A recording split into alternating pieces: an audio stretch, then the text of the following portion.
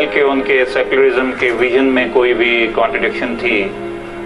وہ بڑے کلیئر تھے مائنورٹیز کے رائٹس کے حوالے سے, اور جو چند باتیں پچھلے دنوں میں منظر عام پہ آئیں, کم از کم مجھے ان کا پہلے اندازہ نہیں تھا. مثلا انہوں نے جو قومی ترانہ لکھنے کو جس شخص کو کہا وہ جگن ناتھ آزاد تھے, اور جگن ناتھ آزاد لاہور بیسڈ ہندو تھے اور اردو سپیکنگ ہندو پوئٹ تھے.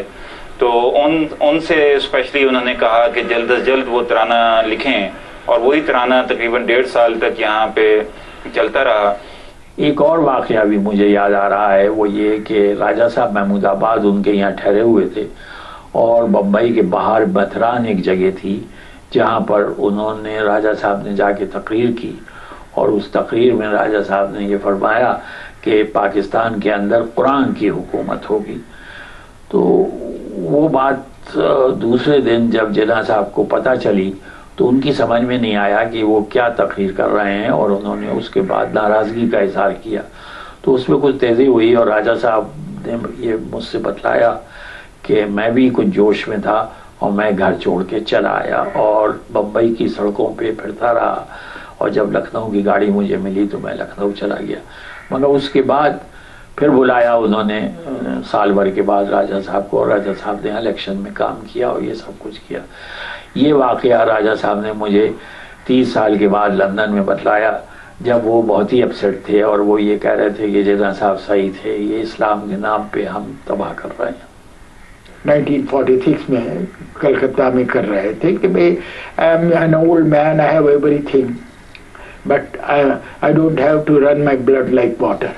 میں ان لوگوں کے لیے نہیں کر رہا ہوں جو لینڈ لارڈ تھیں, جو یہ اوپر کے طبقے کے لوگ ہیں, لیکن غریبوں کے لیے کر رہا ہوں. میں چاہتا ہوں کہ ان کے لیے ایک فلاحی مملکت قائم کرے. ان کا پورا اسٹریس جو تھا, زور جو تھا, ایمفیسس جو تھا, وہ ایک ویلفیئر اسٹیٹ یعنی فلاحی مملکت قائم کرنے پر تھا. یہاں کراچی میں بھی نومبر 1947 میں وہ بنگال آئل ملز کی تقریب میں گئے, وہاں افتتاح کیا, اور وہاں بھی یہی کہا مجھے امید ہے کہ آپ نے یہاں ان کے بچوں کے لیے اسکول کھولے ہوں گے, ہاسپٹل بنائے ہوں گے, اور ان کو یعنی اجرت جو دیتے ہوں گے وہ ایڈیکویٹ ہوگی, اور ان کے اور چیزوں کا یعنی ان کی صحت کا, ان کی تعلیم کا آپ لوگ خیال رکھیں گے. یہ ہر وقت ہر جگہ تلقین کرتے رہے. اپنی ذاتی زندگی میں بھی اور اپنے چوائسز میں بھی وہ ایک سیکولر لیڈر ہی تھے. وہ اس طرح, اور انہوں نے اپنے نام کے ساتھ بھی جب مولانا لکھنے سے انکار کر دیا اور امیر المومنین کا جو ان کو لقب دینے کی کوشش کی, تو وہ بھی انہوں نے کہا کہ نہیں یہ استعمال نہ کیا جائے.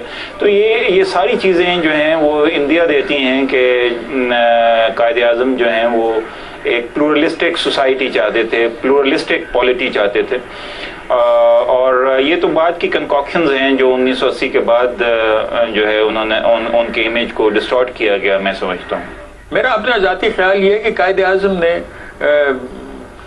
قائد اعظم کی اپنی مسلمانی ہے, ان کا جو تصور اسلام ہے ان کا اپنا تصور اسلام ہے, لیکن وہ اپنے آپ کو کہتے تھے کہ میں مسلمان ہوں, میرا تعلق کسی فرقے کے ساتھ نہیں ہے. قائد اعظم زندگی میں 2 بار جذباتی ہوئے, ایک بار رتھی کو لحد میں اتارتے ہوئے, اور ایک بار 1948 میں فسادات کے دوران.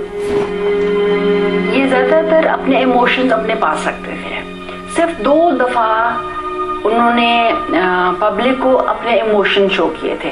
ایک جب ان کی وائف رتی جناح جب 1929 میں جب ان کی ڈیتھ ہوئی تھی, اور جب ان کو لوور کیا گیا تھا گریو میں, اور جب مٹی ڈالی گئی تھی, اس وقت وہ ایموشنل ہوئے تھے. جو 7 جنوری کو کراچی میں پہلی دفعہ رائٹس ہوئے یعنی فسادات ہوئے, یہ جو مہاجرین آئے تھے وہ یہ ایک ریفیوجی کیمپ پر, وہاں سکھ اور ہندو تھے, وہاں انہوں نے حملہ کر دیا. اسی دیر واز پرووکیشن. بہرحال اسی دہلی میں تو اتنے فسادات ہوئے, لیکن کراچی میں بفضل خدا کوئی فساد نہیں ہوا تھا.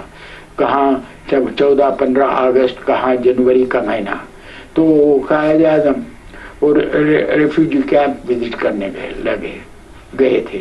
और ये जमशेद नसरवान जी जो उस वक्त मेयर थे वो उनके साथ थे।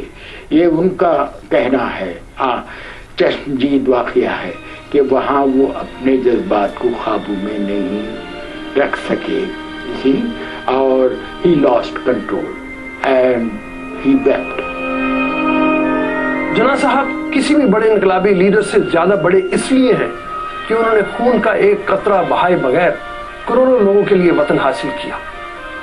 अजीम इसलिए है कि उन्होंने असूल को जज्बात पर फौकियत दी। मोहतरम इसलिए कि उन्होंने तशफ़ी ज़ात को इज्तिमाई मुफाद पर कुर्बान कर दिया।